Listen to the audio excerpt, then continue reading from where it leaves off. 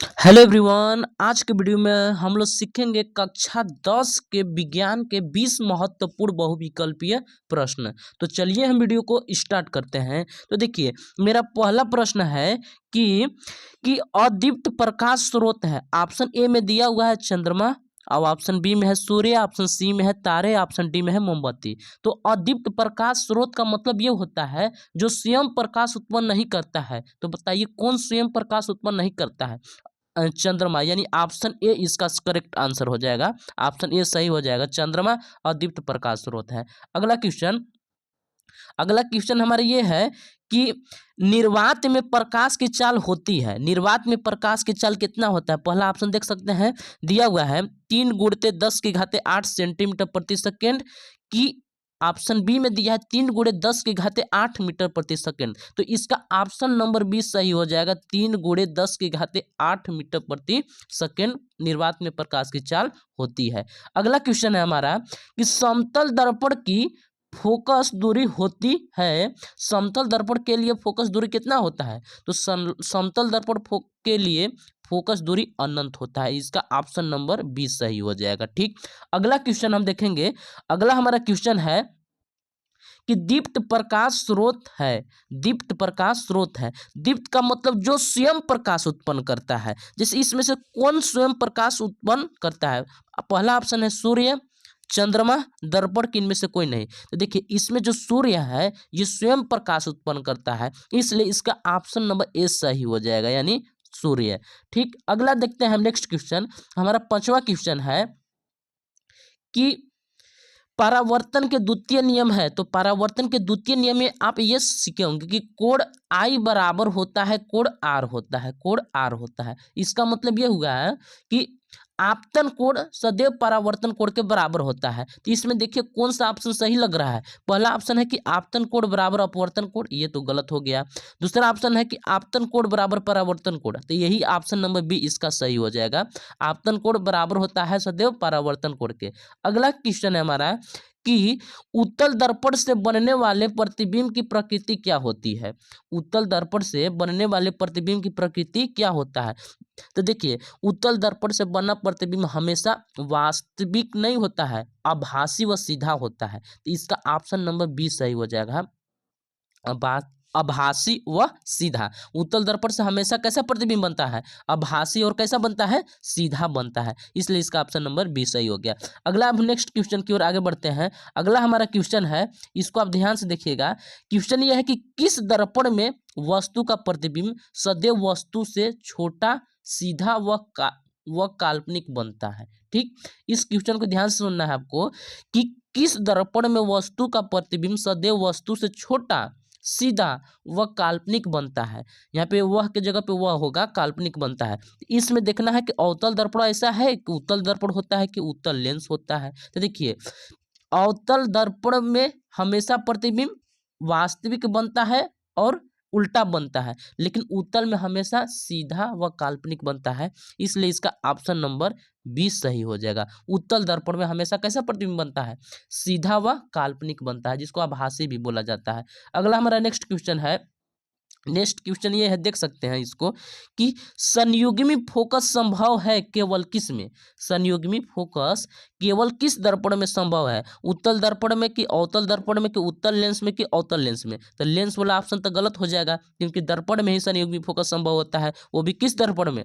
अवतल दर्पण में, इसलिए इसका ऑप्शन नंबर 20 सही हो जाएगा। ठीक, अगला जो हमारा नेक्स्ट क्वेश्चन है कि दर्पण की फोकस दूरी यफ तथा वक्रता त्रिज्या आर में संबंध है। अब कौन सी संबंध है मेरे प्यारे स्टूडेंट? तो देखिए, पहला ऑप्शन में है कि यह बराबर 2r, अब ऑप्शन बी में है कि 2 बराबर एफ इंटू आर, कि ऑप्शन सी में है कि 2f बराबर आर। तो देखिए, इसका संबंध ये होता है कि एफ बराबर होता है आर बटे में 2। तो यहाँ पे देखिए, अगर हम यहाँ पे आर बराबर की बात करते हैं तो आर बराबर हो जाएगा 2f बराबर आर। तो ये ऐसा कोई ऑप्शन है क्या? तो देख सकते हैं, इसका ऑप्शन नंबर सी सही हो जाएगा। 2f बराबर आर, यानी यहाँ पे लिख सकते हैं इसका ऑप्शन नंबर सी सही है। अगला जो हमारा नेक्स्ट क्वेश्चन है कि लेंस की क्षमता के मात्रक होता है। लेंस की क्षमता के मात्रक क्या होता है? तो पहला मात्रक दिया हुआ है मीटर, ऑप्शन बी में है सेंटीमीटर, ऑप्शन सी में है डायोप्टर। तो इसका करेक्ट आंसर हो जाएगा ऑप्शन नंबर सी, यानी डायोप्टर। लेंस की क्षमता का मात्रक क्या होता है? डायोप्टर होता है। अगला जो हमारा नेक्स्ट क्वेश्चन है 11वां, कि मानव नेत्र में किसी वस्तु का प्रतिबिंब बनता है, कहाँ पे बनता है? पहला ऑप्शन में है पुतली पर बनता है, कि रेटिना पर बनता है, कि कॉर्निया पर बनता है, कि दृढ़ पटल पे बनता है। तो देखिए इसका जो ऑप्शन नंबर होगा, इसका ऑप्शन नंबर सही हो जाएगा रेटिना। मानव नेत्र में किसी वस्तु का प्रतिबिंब कहाँ बनता है? सदैव रेटिना पर बनता है। कहाँ बनता है? रेटिना पर बनता है।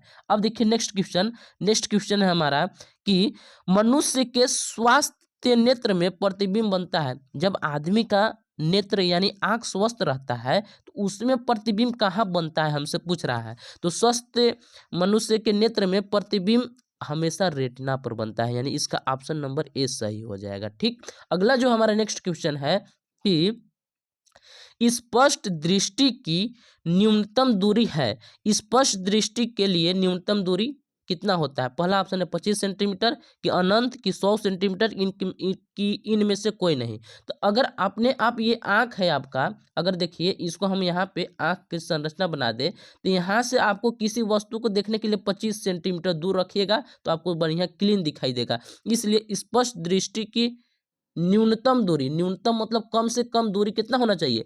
25 सेंटीमीटर। इसलिए इसका ऑप्शन नंबर ए सही हो जाएगा, 25 सेंटीमीटर पर।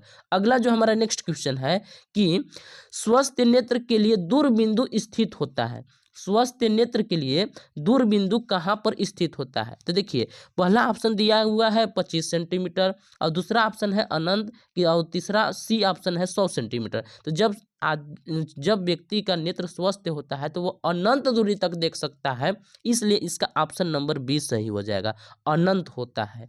अगला जो हमारा नेक्स्ट क्वेश्चन है क्या है, इसको थोड़ा देखिए। इस कह रहा है इस क्वेश्चन में, कि निकट दृष्टि दोष से पीड़ित व्यक्ति के लिए चश्मा में प्रयुक्त किया जाता है। जब किसी व्यक्ति को निकट दृष्टि दोष हो जाता है तो वह अपने चश्मा में किस का प्रयोग करता है? पहला ऑप्शन में है, देख सकते हैं दिया हुआ है अवतल दर्पण, कि उत्तल दर्पण। तो दर्पण तो प्रयोग नहीं करेगा, वो लेंस का प्रयोग करता है।